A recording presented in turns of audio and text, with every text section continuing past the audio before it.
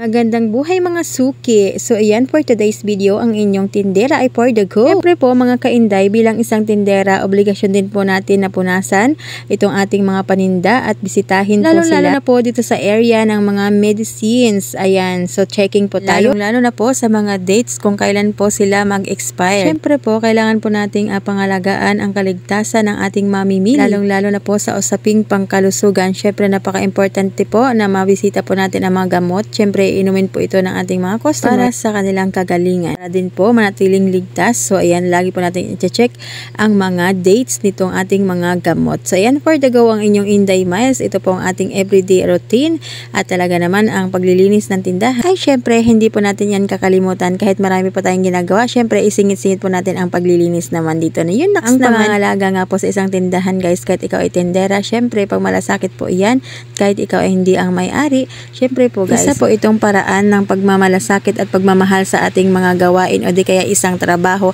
na ating pong pinasukan. Ba? Hindi lang po basta trabaho ang ating obligasyon dito. Siyempre, dapat may malasakit po tayo sa ating kapwa at lalong-lalo na po sa ating mga customers at mamimili. Lagi po natin silang pangalagaan at yan din po ng atensyon. Yan po ang pagmamahal natin sa bawat isa dahil po parehas po tayong nakikinabang sa kanila at nakikinabang din po sila sa atin. Yun lamang po, pampag-good vibes po bilang inyong tindera. Ito po ang aking kwento.